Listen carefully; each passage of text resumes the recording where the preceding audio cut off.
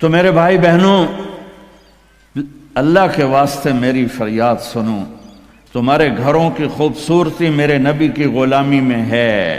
یہ ڈبل جابیں چھوڑو، یہ بڑے بڑے گھروں کی دوڑ چھوڑو، بڑی بڑی گاڑیوں کی دوڑ چھوڑو، اپنے گھروں کو بچاؤ اللہ کے واسطے، چونکہ یہاں کی نسل خطرے میں ہے۔ پاکستان میں کوئی برے سے برا بچہ بھی ہوگا تو ایتھیسٹ نہیں بنے گا، اسلام نہیں چھوڑے گا، یہاں اسلام چھوڑ دیتے ہیں۔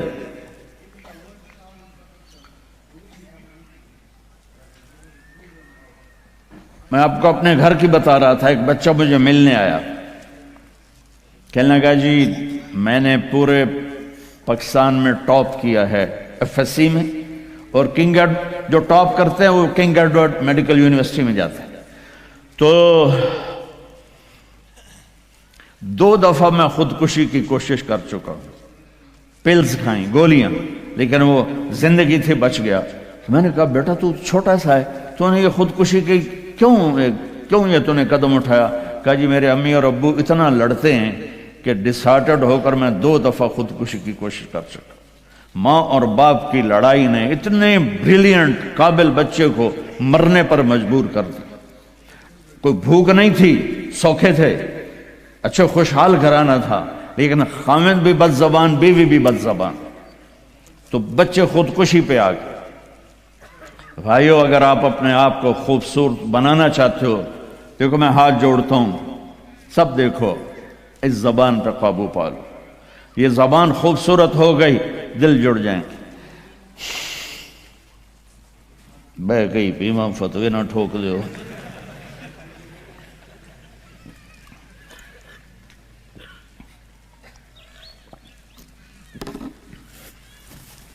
ہماری ایک دھوبن تھی ماسی شریفہ، 85 میں بیچاری فوت ہوئی، چھوٹا قد تو بڑی لڑاکی۔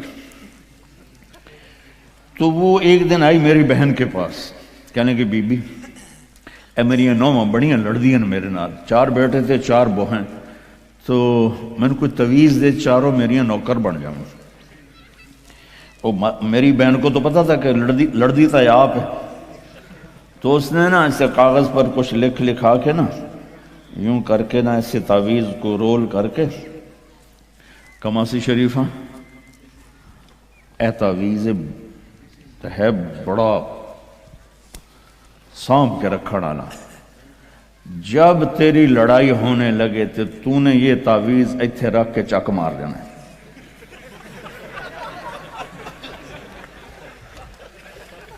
میری بہن نے کیا طریقہ استعمال کیا، ماسی شریفوں کو چپ کروایا۔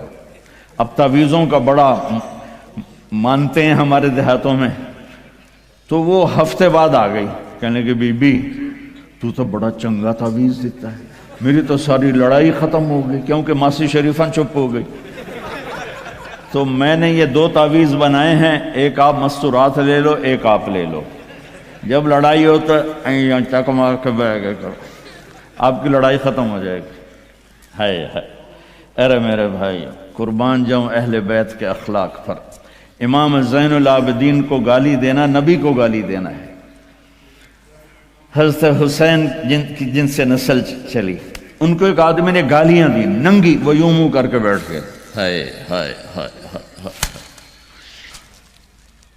اس نے سمجھا کہ ان کو پتہ نہیں میں ان کو گالیاں دے رہا ہوں، تو وہ ادھر سے اٹھ کے سامنے آ کر کہنے لگا ایاک آنی، اور میں تینوں گالا کر رہے ہیں۔ آپ نے فرمایا وعنک اغضی، اور میں بھی تجھے ہی معاف کر رہا۔ تو ایک دم قدموں میں گر کے پاؤں چومنے لگا کہ بے شک آل رسول کے اخلاق ایسے ہی ہوتے ہیں۔ میرے بھائیوں، اپنے گھروں کو اپنے نبی والی زندگی پہ لاؤ۔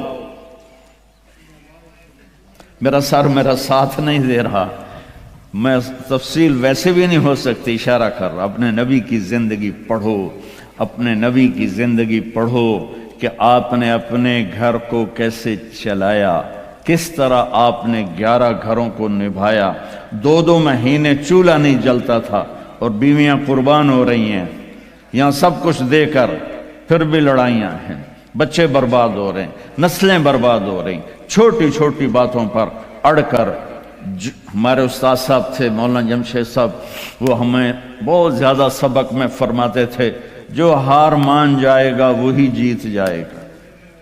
ہار مان جایا کرو، جھک جاؤ، جھک جانے۔ میرے نبی نے فرمایا جو جھک گیا اور معاف کر گیا، میں گارنٹر ہوں اگر اس کی عزت کم ہو تو مجھ سے آ کے لے لے۔ جو معاف کرے گا اللہ اس کی عزت بڑھا دے گا، جو بدلہ لینے پہ آئے گا پورے گھر کو توڑ کے رکھ دے گا۔ یہ چند روزہ زندگی ہے۔ میرے نبی کی دو سنتیں لے لو، ایک زبان پہ قابو، یہ اس زبان پہ قابو پا لو، اس زبان پہ قابو پا لو، اس زبان پہ قابو پا لو، تو آپ کے گھروں کے 90% مسائل ختم ہو جائیں گے۔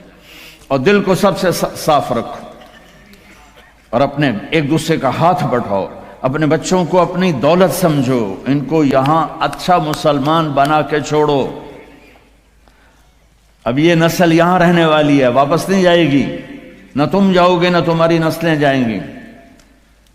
ایک پٹھان کوئی بیٹھا ہو تو پہلے معافی مانگتا ہوں، تو ایک پٹھان کا خرگوش گم ہو گیا، تو لوگوں نے افسوس کیا کہ خان جی آپ کا تو خرگوش گم ہو گیا، تو وہ کہنے لگا ارے بھائی غم نہ کرو، ہم نے اس کو نسوار کھلایا ہوا ہے، جب نشہ ٹوٹے گا ہمارے پاس ہی آئے گا۔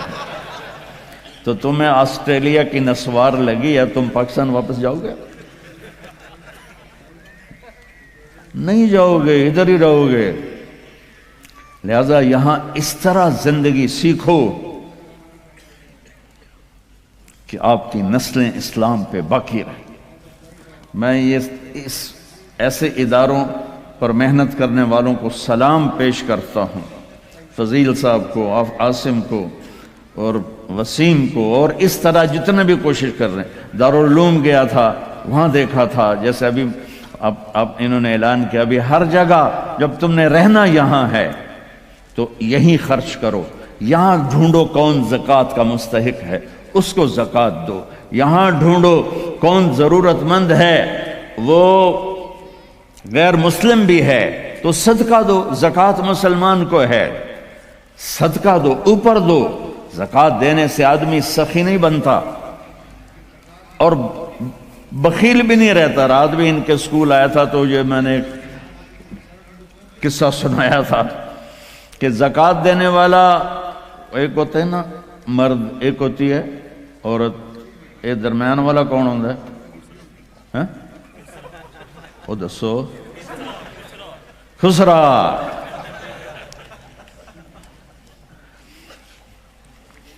تو زکوٰۃ دینے والے جو ہوتے ہیں نا وہ بخل سے نکل آتے ہیں، سخاوت میں جاتے نہیں تو وچکارلے بڑھ جاتے ہیں۔ تو صدقہ بھی دیا کرو۔ خسرو پرویز ایران کے بادشاہ کے پاس ایک آدمی مچھلی لایا، اس کو بڑی پسند آئی تو اس نے شاہی جوش میں کہا 4000 درہم دے دو۔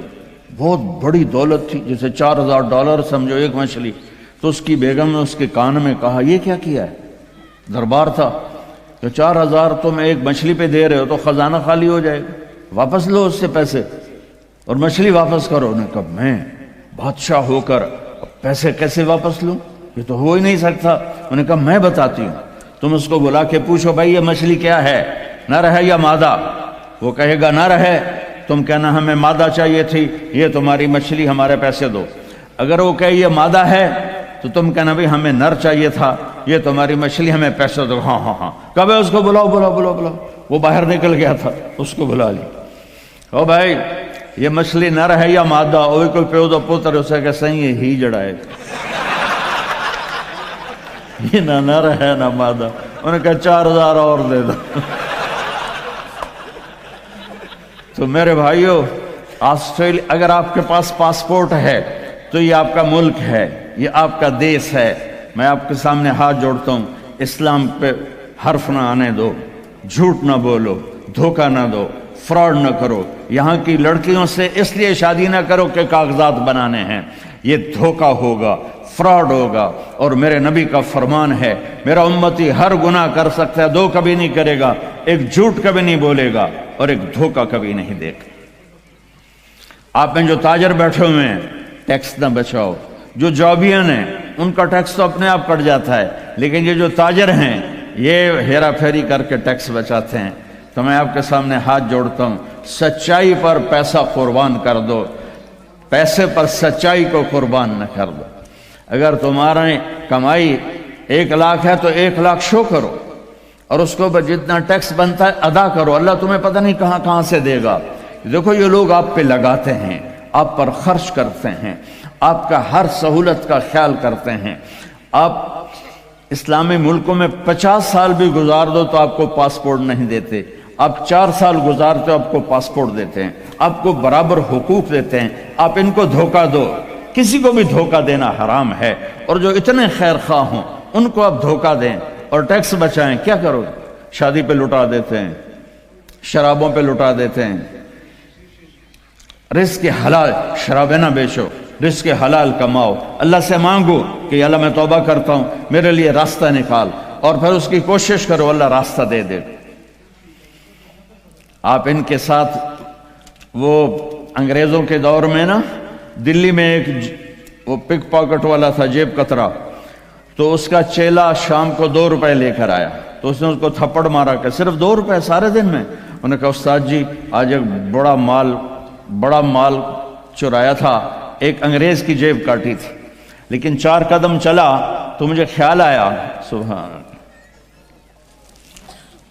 کہ اگر قیامت کے دن عیسیٰ علیہ السلام نے میرے نبی کو گلہ دے دیا کہ آپ کے امتی نے میرے امتی کی جیب کاٹی تھی تو میرے نبی کو شرمندہ ہونا پڑے گا، تو میں نے وہ پیسے اس کو واپس کر دیے، اور یہ 2 روپے اپنے دے کپے تو